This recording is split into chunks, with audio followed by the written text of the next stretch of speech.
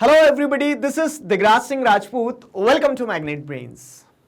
Finally class 12th political science का जो syllabus था, जो कि कंफ्यूजन से पूरी तरह से भरा हुआ था, आज आपके सारे कंफ्यूजन यहाँ पे खत्म हो जाएंगे। क्यों कह रहा हूं ऐसा? देखिए, सीबीएसई ने अपने सर्कुलर में बता दिया है कि जो एकेडमिक ईयर 2021-22 रहने वाला है, तो इस एकेडमिक ईयर में स्टूडेंट्स का सिलेबस क्या होगा। मतलब देखो, सबसे पहली चीज तो क्या हुई है कि पैटर्न बदल गया है कि टर्म 1, टर्म 2, टर्म 1 क्या है, टर्म 2 क्या है, टर्म 1 में क्या होगा सर, टर्म 2 में क्या होगा। तो इतने इससे जुड़े हुए जितने भी कंफ्यूजन है ना, तो डिस्क्रिप्शन में एक वीडियो है, उसे देखोगे तो एकदम क्रिस्टल क्लैरिटी हो जाएगी कि आखिरकार एग्जाम पैटर्न क्या होने वाला। ये एक बात हो गई।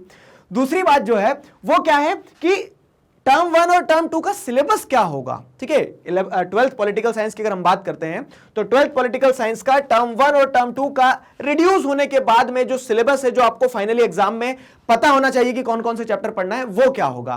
तो वो जितने भी कंफ्यूजन है ना, आई कैन अश्योर यू कि इस वीडियो के बाद में क्लियर हो जाएंगे। आपको बस एक चीज करना है, वो क्या करना है कि अपने पास में एक पेंसिल रखना है और दोनों बुक्स रखना है। ठीक है, तो बुक 1 और बुक 2 दोनों रखना है पॉलिटिकल साइंस की, और मेरे साथ यहां पे क्या करते चलना, जो मतलब मेरे साथ मार्क करते चलना कि कौन से चैप्टर आएंगे कौन से नहीं आएंगे।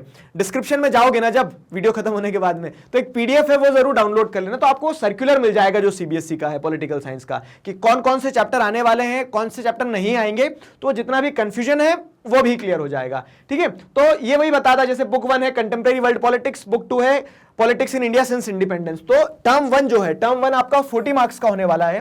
ठीक है, टर्म 1 40 मार्क्स का होने वाला है। तो दिखती बात है कि 20 मार्क्स दोनों बुक के रहेंगे। ठीक है, 20 मार्क्स रहेंगे तो बुक 1 से भी आपके 3 चैप्टर होंगे, बुक 2 से भी 3 चैप्टर होंगे टर्म 1 के एग्जाम के लिए। ठीक है, वो कौन कौन से चैप्टर हैं अभी बुक पे ही मार्क करेंगे। बुक रखिए ना आपने आपके पास, बुक पे ही मार्क करेंगे। बाकी कितने नंबर का कौन सा चैप्टर आएगा ये वेटेज देखना है ना, तो इस वेटेज के लिए आप क्या कर लेना, सर्कुलर डाउनलोड कर लेना, तो आपको यहाँ पे आसानी से पढ़ पाओगे आप। ठीक है, मतलब सेल्फ रीडिंग से भी चीजें समझ में आ जाएगी, लेकिन मैं आपको आसान कर देता हूं, आपकी बुक में मार्क करवा देता हूं। ठीक है, अब टर्म 2 की बात करेंगे तो टर्म 2 में भी ऐसे ही 3 चैप्टर आने वाले हैं बुक 1 से, और बुक 2 से भी 3 चैप्टर आने वाले हैं। ठीक है, उनका वेटेज भी दिया हुआ है, तो ये आप सर्कुलर में देख सकते हैं। तो फाइनली आपके जो बोर्ड एग्जाम में मार्क्स आने वाले हैं, 100 में से 100 लाओगे ना, वो 100 में से 100 कैसे आएंगे देखो। तो टर्म 1 आपका जो एमसीक्यू फॉर्मेट में रहेगा वो 40 नंबर का वेटेज रखेगा, टर्म 2 आपका 40 नंबर का वेटेज रखेगा, और जो 20 नंबर है वो आपके प्रोजेक्ट वर्क पे डिपेंडेंट होंगे। ठीक है, प्रोजेक्ट वर्क पे डिपेंडेंट होंगे, तो इसे हम और कभी डिस्कस कर लेंगे अच्छे से।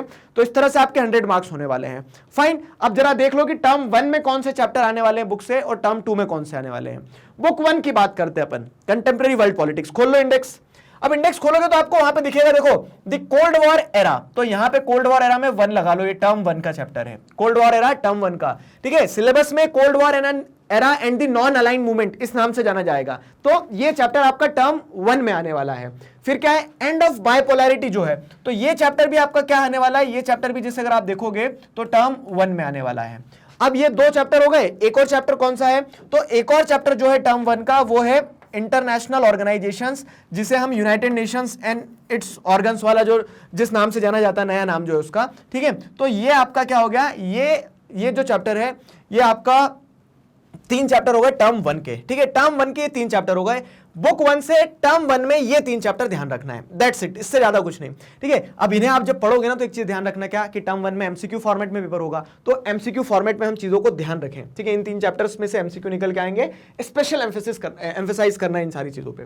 ठीक है, अब ये हो गया। अब इसके बाद देखो कटा क्या है इसमें से, अगर हम US hegemony in the world politics की बात करें तो ये चैप्टर, ठीक है, बुक में से कट गया है, सिलेबस में से कट गया, लेकिन इसके जो टॉपिक्स हैं, इराक इन्वेजन की बात कर रहे हैं, गल्फ वॉर की बात कर रहे हैं हम, ठीक है, अफगानिस्तान के वॉर की बात कर रहे हैं, तो वो इस टॉपिक में आपको मिलेंगे। तो सिलेबस में कटा हुआ है अगर देखा जाए, लेकिन इसके टॉपिक्स कहीं ना कहीं बाइफरकेट हुए हैं।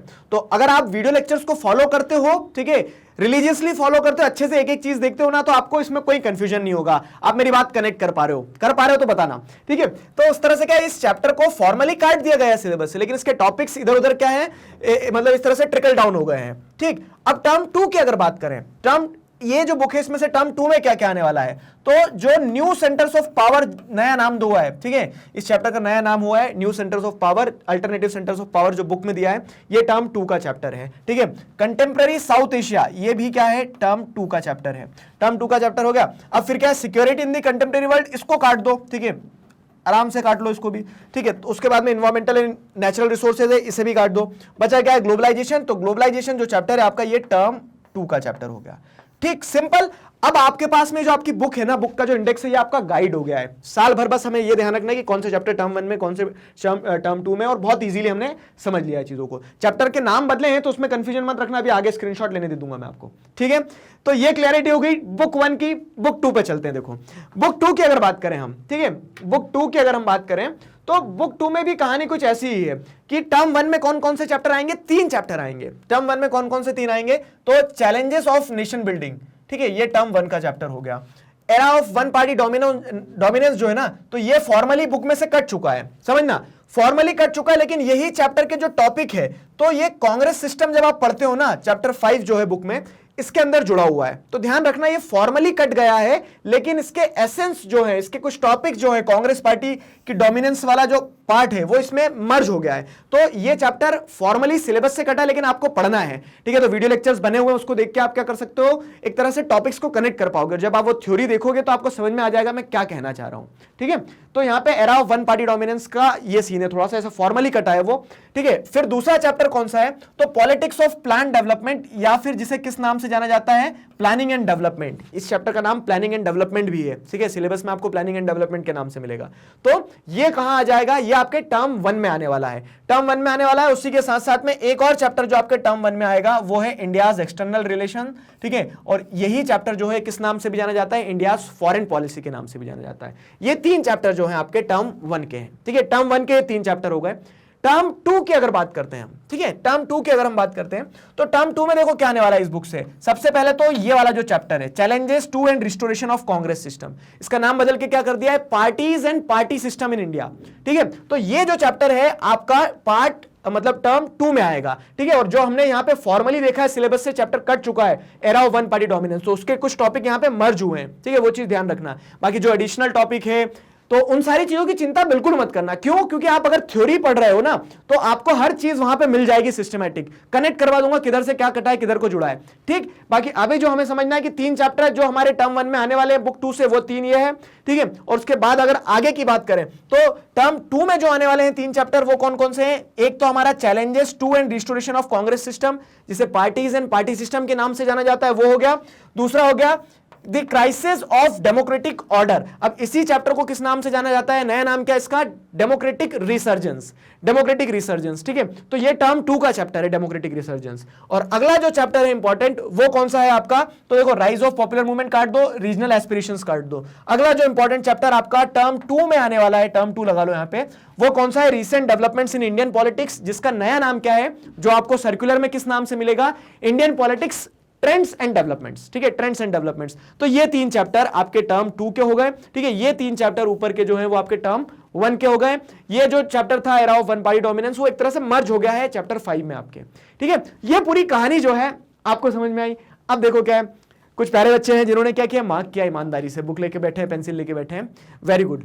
अब जो और उनसे प्यारे बच्चे हैं उन लोगों ने मार्क नहीं किया है, मुझे पता है। तो जिन लोगों ने मार्क नहीं किया, आप स्क्रीनशॉट ले सकते हो, ताकि आप क्या है, आपको एक सिलेबस का आइडिया रहे। ये रहा टर्म 1 का आपका सिलेबस।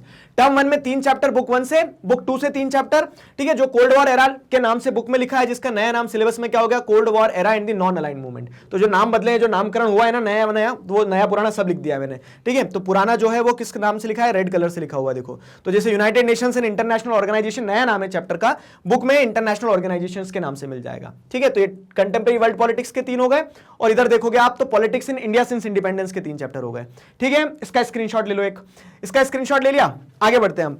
अब अगर हम जैसे देखें तो टर्म 2 का जो सिलेबस है, देखो टर्म 1 जो है, ध्यान रखना है एमसीक्यू। तो जब भी आप ये चैप्टर्स पढ़ोगे, ध्यान रखना कि कैसे एमसीक्यू क्वेश्चंस बन सकते हैं। वहीं अगर हम बात करते हैं टर्म 2 की, तो ये डिस्क्रिप्टिव होगा, ठीक है, डिस्क्रिप्टिव होगा। तो इस डिस्क्रिप्टिव पार्ट पे आपको ध्यान रखना है कि इन चैप्टर्स के आपको लॉन्ग आंसर्स वगैरह सारी चीजें ध्यान रखना है। क्लियर हुआ?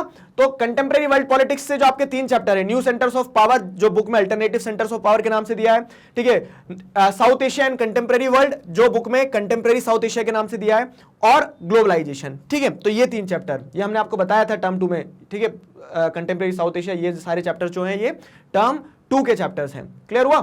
अब अगर यहां देखते हैं politics in India since independence, इस बुक से क्या आने वाला है, तो 3 चैप्टर जो आएंगे, challenges of nation building, planning and development, और इंडियाज फॉरेन पॉलिसी, जो बुक में किस नाम से है, इंडियाज एक्सटर्नल रिलेशन और पॉलिटिक्स ऑफ प्लान डेवलपमेंट के नाम से है।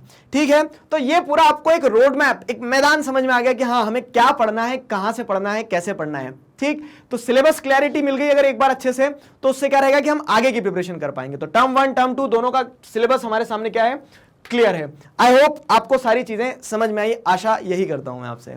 तो signing off with this together we can we will, thank you very much.